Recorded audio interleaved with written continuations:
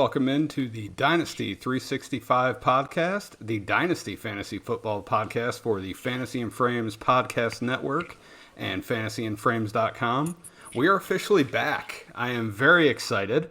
We took a little bit of a hiatus. We got into the playoffs, took a little time off, but now we're back to get you ready for your rookie drafts.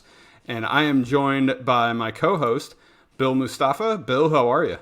Yeah, I'm good. I'm ready to talk football. We had a little off season, and now ready to dump back into the Dynasty content. All right, and a newcomer to Fantasy and Frames, and our first-time co-host, Stacy. How are you? Hey, I'm great. How are you guys doing tonight? Wonderful. Excited to have you on. Excited to get this thing going, and excited to get ready for these rookie drafts because I just love getting excited about talking about these guys. Yeah, me too. I'm really excited to be joining the team this season. Good. We're really happy to have you. Awesome. So, if any of you listened last week, Bill was covering for me, as well as Jorge Edwards, the CEO of Fantasy and Frames. The big boss. The big boss. If you want to hear about any of these guys, they talked about them last week. Bijan Robinson, Roshan Johnson, Tank Bigsby, Devin A. Shane, Jahmyr Gibbs, and Zach Evans. So today, we're going to get into 6 more running backs. But before we do that, I want to cover kind of the big news that has happened this week and that has come out that Derek Carr was officially cut by the Raiders. He refused to allow a trade anywhere, which good for him. He did the right thing. He's going to go make his money elsewhere and not stick with that team-friendly contract that he signed with the Raiders. So I'm excited. But we wanted to cover some of his landing spots. And Stacy came up with a very good graphic for us who is swiping right on Derek Carr. I think this is going to end up being a theme through the whole show. You know, we're celebrating Valentine's Day a little late, and we're going to decide who's going to swipe right and who's going to swipe left on these players. So, with that graphic, Stacy, I think you've earned the first go at this. Oh, awesome. What team is going to swipe right and what teams are going to swipe left on Derek Carr? All right, guys. So we're trying to find out where is Derek Carr going to find love this season. And, so one place that I think is definitely going to be a swipe left. So we'll start with the negatives first. Is going to be the Jets, right? They need a quarterback, but I don't think it's Derek Carr. For one, he just doesn't really have the personality to vibe well with that New York media, the fans. Probably not the best spot for him. Really, let's be real. They're going after Rodgers. They hired Nathaniel Hackett. It's not like they were super impressed with what he did in Denver. So they very clearly hired him to get Rodgers to come over there. So I feel like that's probably where Rodgers is going to go. So I think that's a bad fit for Derek Carr. So I'm going to say no to the Jets. As far as teams that could be interested in him, he did go down and talk to the Saints. I don't know if you guys knew this. I just saw this today while I was looking up notes for the show that Dennis Allen was the Raiders head coach during Carr's rookie year. He only lasted about 4 games before he was fired, but they do have some history. And I've seen where Derek Carr says that they are still close. So, bringing Derek Carr in to a place like the Saints would be really great for Chris Olave, Alvin Kamara, assuming he's not been suspended because of those legal issues. The only issue that I can really foresee is that, they with their cap space issue, they may have trouble, affording him at that point. But I would love to see him land there. I would love to see what that would do for Chris Olave.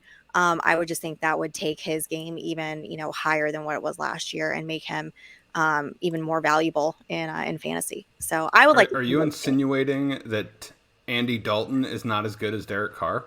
Oh, the red rifle. I mean, I can't get that image out of my head from that Arizona game where they intercepted him and then front flipped over into the end zone. Like that's the thing I think of when I think of Andy Dalton, unfortunately. So the redheads can't stick together. So we gotta say sorry, Andy. Think we're time for a new match in Mr. Carr there. I think that'd be a great spot. All right, I like it. So the Saints are going to be swiping right on Derek Carr, according to Stacy. Yes. Bill, who do you got?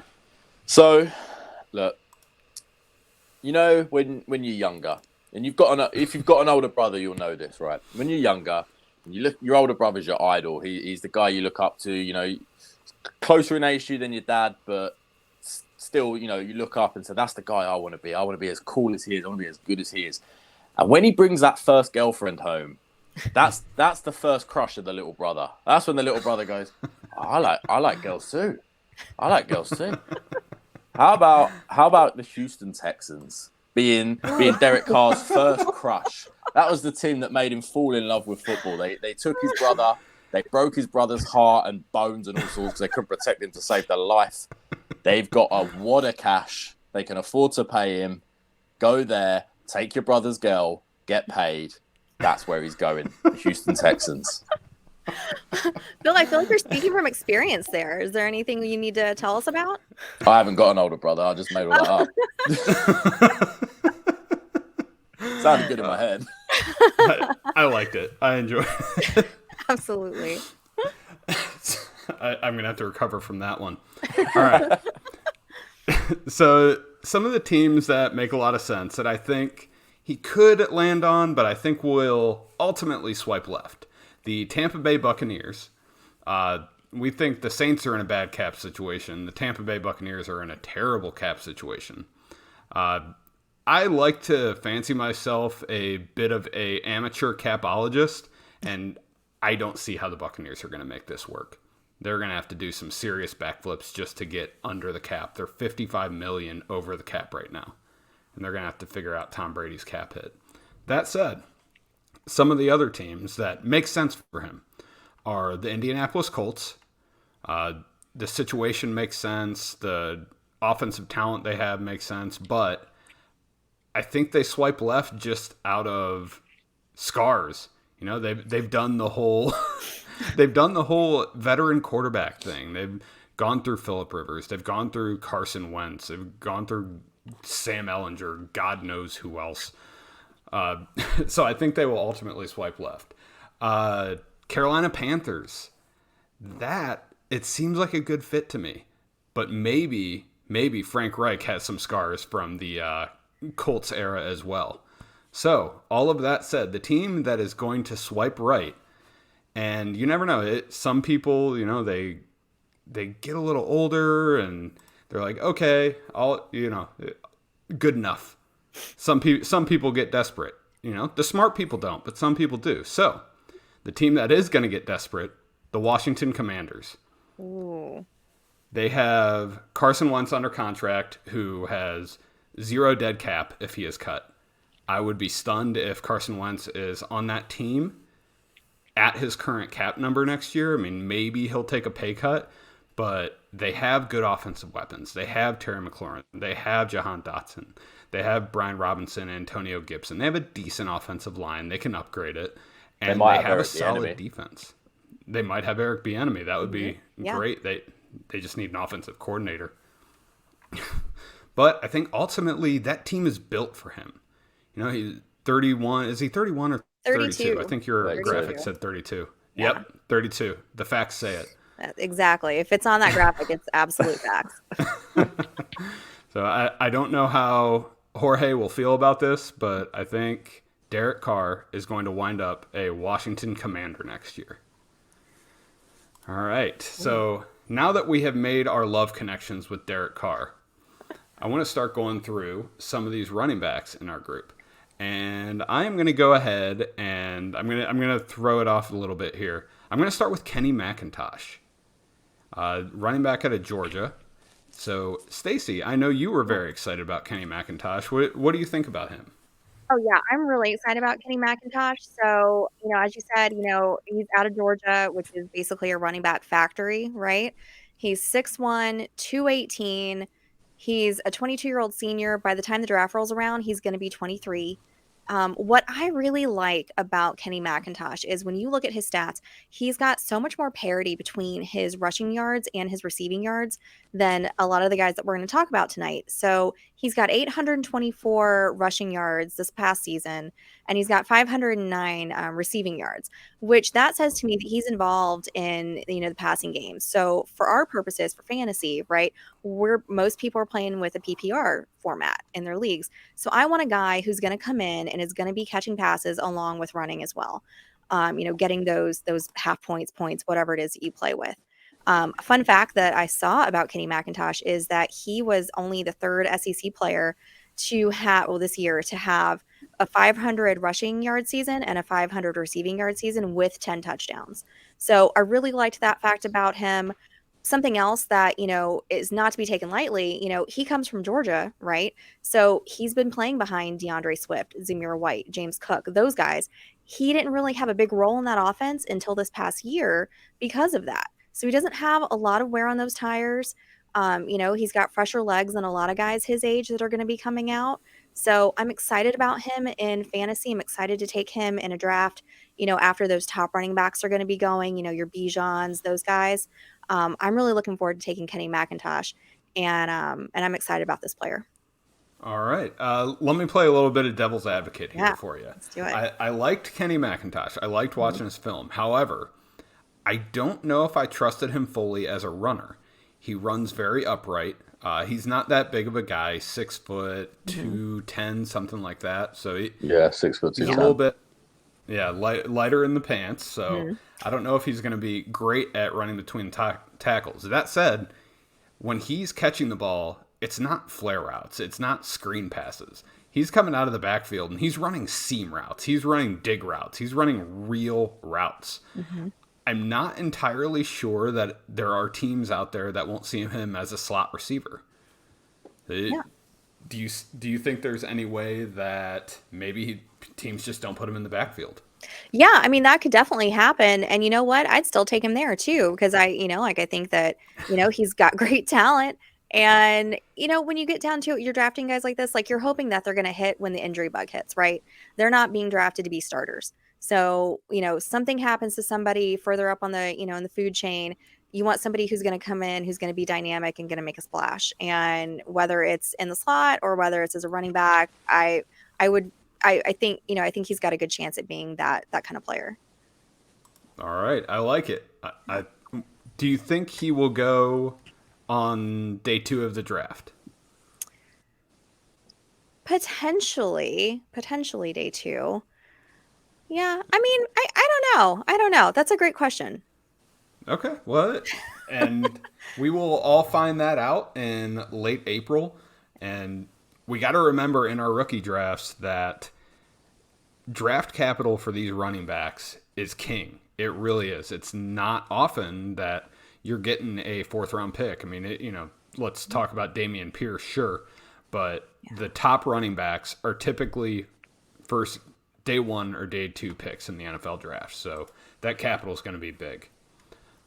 Next guy I want to talk about is Chris Rodriguez out of Kentucky. Bill, I know you were very excited about Chris Rodriguez. Can you tell us why?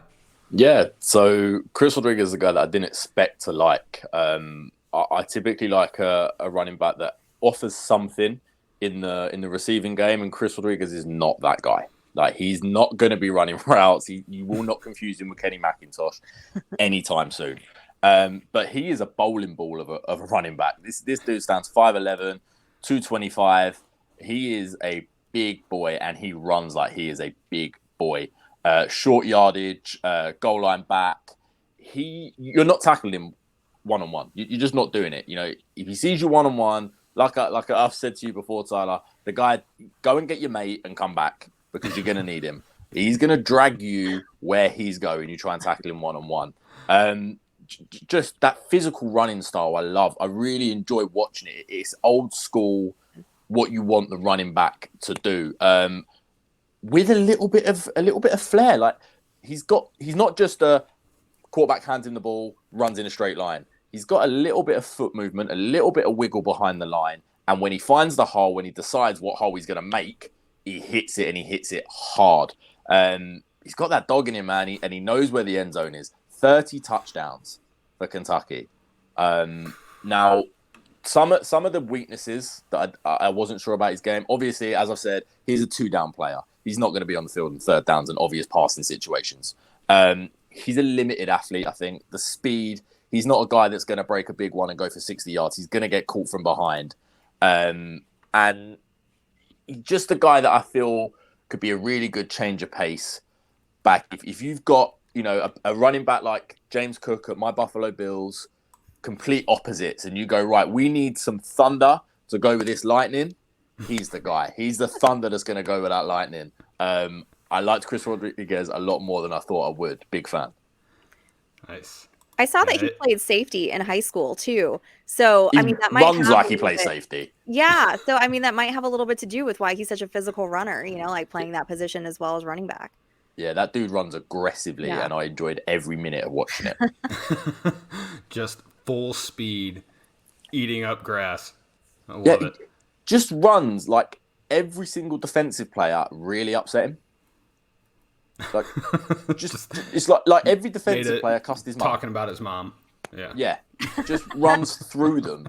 And I genuinely, I must have seen him drag about 4 players into the end zone with him. Big fan.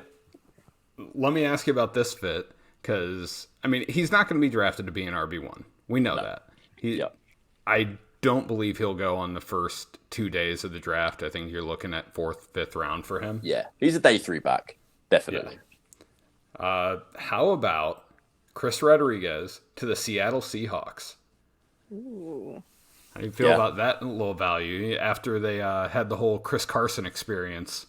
Yeah, I really like that little 1-2 punch with Kenneth Walker.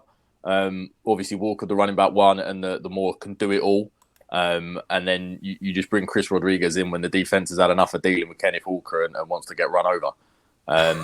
Yeah, I really like that fit, actually. Yeah, Seattle Seahawks, Chris Rodriguez, I like it.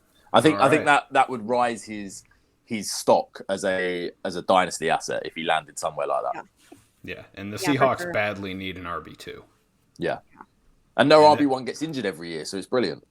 Every year. It never fails. Right. It's the curse. All right, next guy we're going to talk about is, Mo Ibi. So Mohamed Ibrahim out of Minnesota. So 5'10", 210. He's a pretty big boy. He broke out his freshman year, 1,160 yards his freshman year. This dude puts in work. He's not a pass catcher. He totaled 22 receptions in 5 years. Whether they didn't want him to or whether he can't, 22 receptions in 5 years tells me that he probably does not have that skill set. That said, he was an absolute workhorse. Racked up 867 carries in college. So you know he can be durable. That is a bit of a concern with tread on the tires. His senior season, so 2021, I think he would have come out. He tore his ACL in game 1, which I looked at it. He played one game his senior season, 163 yards and 2 touchdowns. So he did okay. And his super senior season, he did really well. I mean, again, absolute workhorse. He's an extremely tough runner. When he is hitting that hole, he's hitting it hard. He's following his blocks. He has nice vision. He can make people miss at the line of scrimmage, which I really like to see. A lot of the times these guys are just running into the back of linemen or just running straight into defensive linemen. And he's making jump cuts at the line. So I feel good about him making people miss at the line. The main weaknesses for him, like I said, a ton of carries. I mean, he is a one contract dude. He is not going to get signed to. He is 24.4 years old currently, so he will be very much sniffing 25 by the start of the season. So that 4-year contract that he's going to sign, that's what he's going to make. The only one. Yeah. Is he as old as Stetson Bennett, though? That's my question. Like, is he that old? Ooh, No one's that old. You know who? Brandon Wheaton was that old. God, that just depressed me. Yeah. Yep. The Browns drafted him when he was 27. Good for him. You're only as old as you feel.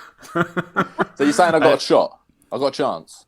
Yes, you've got a shot. I actually I remember how old he was when they drafted him because for a long time my fantasy team names were Whedon's AARP cards. Nice. Yes.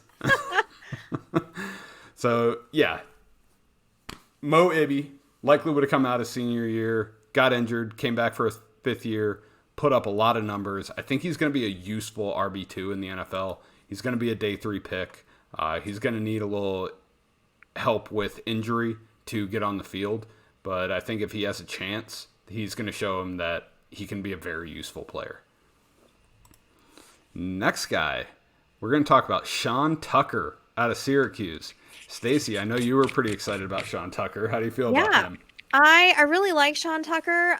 He's 21 years old, so a little bit younger. He's Syracuse sophomore, and because of COVID and a lot of other injuries, he really got a chance to be more of an impact player earlier in his career.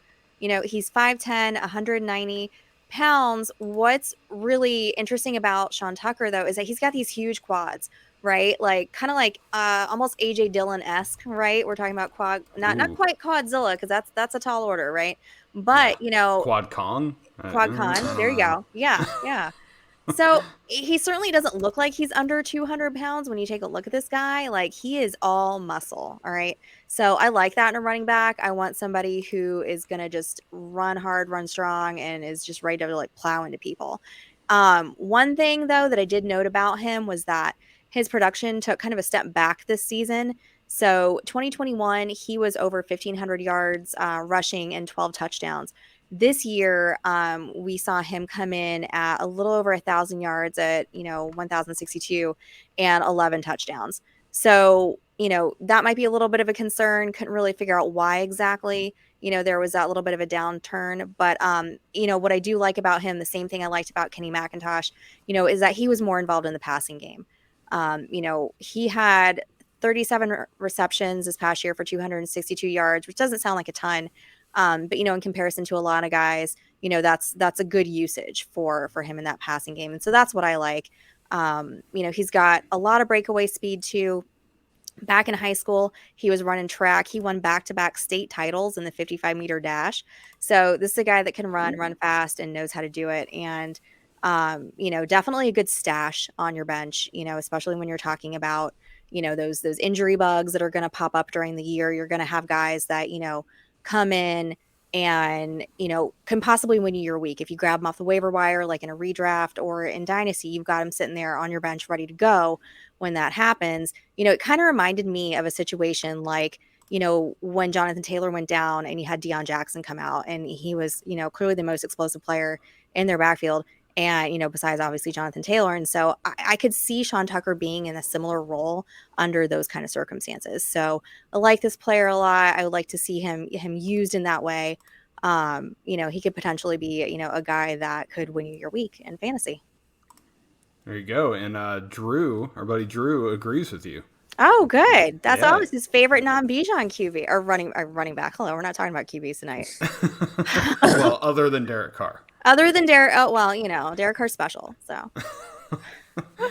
favorite non-Bijan running back. That is a strong take that I'm going to have to discuss with him. He doesn't watch Alabama much. With the heart eye emoji too. So he really meant it. He's got that heart eye emoji on there. All right, next up, we got someone that is very exciting, that Bill is very excited about. Israel Abanikanda out of Pittsburgh. I'm so happy you said that. I'm not going to. I'm going to call him Izzy. Just because I don't want to offend the man, because he's scary. Okay. This dude, you need to go and watch him. That's what you need to do. You need to just type his name, if you can spell it, into YouTube and just watch what this man can do. Size and speed combination. This dude's 5'11", 215, and runs like the grass pissed him off. Just so fast. If he gets through the gap, if he gets through, finds the crease and goes, good luck. You're not catching him. You're not catching him. It's not happening. I can't remember who it was against. I wish I could. I remember he breaks through to the second level, turns the heaters on. The safety is about 20 yards in front of him, trying to figure out what angle to take to tackle him. Straight past him, touchdown. Doesn't lay a hand on him. This guy, he ran track in high school and it shows. This is take it to the house speed. This is real. This will translate to NFL. This will translate to outrunning top linebackers, outrunning top safeties, and just causing headaches for defenses. This guy broke out at 19 years of age. Yeah, 46.5% college dominator rating for the running back position. That's 97th percentile. freak. And with all of those physical attributes and a young breakout age, I was expecting a guy that maybe struggled with vision, maybe wasn't a guy that necessarily understood the nuances of playing the running back position. That's not the case. Now, his vision's not great, but it's more than good enough. He has enough patience at the line, enough patience for a guy that can break a big one. You don't want that guy sitting behind the line waiting. He has the ability to make holes for himself and make lanes for himself and see where other running backs might say, oh, that's not a guy like Sean Tucker. In my opinion, I think he's good is really good, but he's a guy that almost waits a little bit too long. He needs an obvious lane. I don't think Izzy does. Izzy just sees that crease. He knows he's got the speed. If he's through, you're not tackling him. You're not bringing it down. Some of his weaknesses, I don't know if he struggles necessarily in the passing game as a receiver, or we just didn't see much of it. I can't imagine he's going to be a natural. Like I said, he's a young guy. He seems to me like an athlete that found the running back position because it's the one that most naturally translates to being an athlete. But he's young enough where a running backs coach, team can get hold of him and say, right, let's see what you can do as a receiver. And it doesn't have to be, like we spoke about Kenny McIntosh, he doesn't have to be able to run crisp wheel routes and be a potential to line up as a slot receiver. This is a guy that just needs to be able to make himself available to the quarterback in third down situations. If we can get that, we're going to get a guy that is a freak athlete, great size, and that can stay on the field all 3 downs. And one thing that I think I'm not sure if he's going to have the ability to improve on is that east to west, that lateral movement ability, that adding that bit of wiggle. I personally think he just runs too fast. He can't slow himself down to put a move on someone. It's just, I'm just going to run fast, and hopefully instead of putting a wiggle on you, putting a move on you, I'm just going to run straight past you. I'm a big fan. I've watched most of the running backs in this class. He's my RB4. And the only guy I've got left to watch that could catch him, in my opinion, is Zach Charbonnet. I really think, for me, he's going to be a top 5 running back in this class, and I didn't expect that before I put the tape on. There you go. I like it. My favorite thing about him, I didn't see him get caught from behind once. I didn't see him get caught from in front.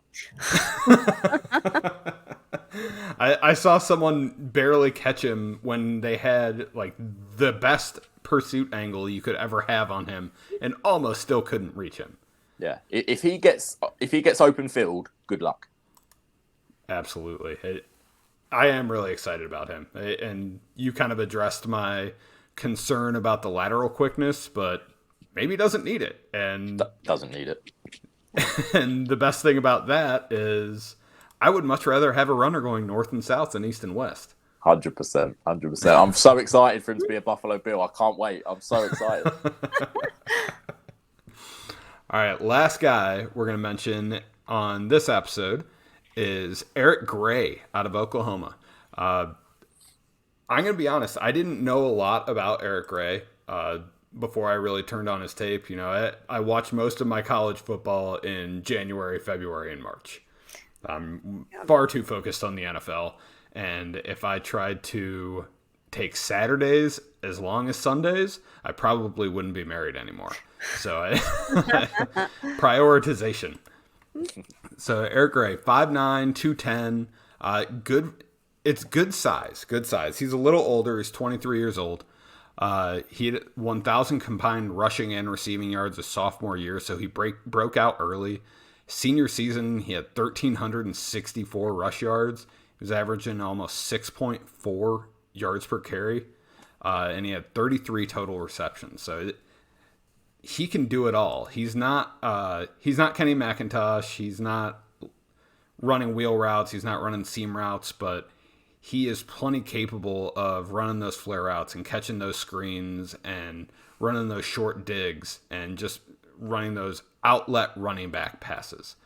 Some of my favorite things I saw about him, he's a tough runner, man. He hits the hole hard. He has good vision.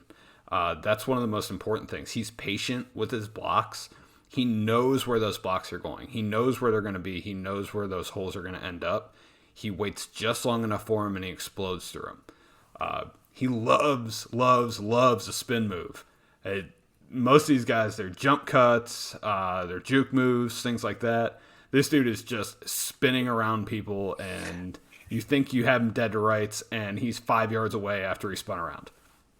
And he did get a chance to block in the Oklahoma offense. You know, he had 33 catches as a senior year, as I said, but he was also back there protecting the quarterback when he wasn't running those routes. Some of his weaknesses, he can catch the ball well. I don't know if he's a supernatural catcher of the ball. It's very important when you're a running back to be able to run those flare routes and catch the ball while looking at the quarterback and then turn around immediately before a safety comes up and tries to decapitate you. So hopefully he can improve on that. The patience that I was talking about, it's a huge asset. Sometimes he can be a little too patient. It's to the point of just get north and south. Just get back to the line of scrimmage or get that 1 yard. Don't worry about getting a 5, 6, 7 yard gain. Just don't make it negative. And he has good speed, not great. He's not Izzy A. He does not have that breakaway speed. He's not just going to absolutely torch everyone. Yeah. And his tough running to the point where sometimes he doesn't want to go down. You know, when you're watching someone run and they're just fighting for that extra yard and you're just screaming at the TV, go down, or the ball's about to get punched out of their hands. I saw that once or twice, but that can be coached. So Eric Gray, I'm really excited about him. I have not finalized my rankings, but I'd say he's going to be in my top 6 or 7, something right around there. Mm-hmm. So I'm feeling good about it. You guys have anything else you want to throw in on Eric Gray or any of these other running backs? Yeah. So like, what you were just saying, about like him like going down, because you're worried about, the ball coming out. He only had 1 fumble all season. So even with that, he's hanging on to the ball, is not really a threat that's going to happen for him. So I like that about him. And just a little fun fact that I saw about him. He was the first ever 3-time Mr. Football in the state of Tennessee. So I just thought that was a cool stat. That means he just dominated in high school, all, sophomore, junior, senior year. I just thought that was a really impressive stat for him. Yeah. Poor Rocky Top. Can't even keep these guys in state. Nope. He's a guy I liked a lot more on tape than I thought I would. Mm-hmm. I didn't expect to be a big fan.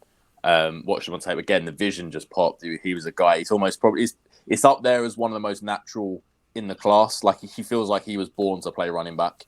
And like I've said to you, Tyler, that I don't know what you guys in the States call it. Us Brits, especially us rugby playing Brits, a plant and go. Like that ability. That's what we call it. Yeah, to plant his foot in the ground, go the opposite way. And the amount of times I see him do that, the safety comes in, thinks he's going to hit him in the hole, left wondering where he's gone. He's already in the end zone. Love that ability to put a move on and beat a man, because he's not the biggest of backs. He's not a guy that's going to drop his lid or drop his pads and run a guy over. But to have that ability that when he gets to the second and third level, that he can put a move on to gain extra yards. He was a guy I really liked. It was just that long speed for me. I wonder if he's got that sort of home run hitting ability. And I think that could be what causes him to maybe be a guy that's taken at the end of the third round as opposed to the end of the second round. And obviously when you're talking about rookie draft, stuff like that makes a big difference.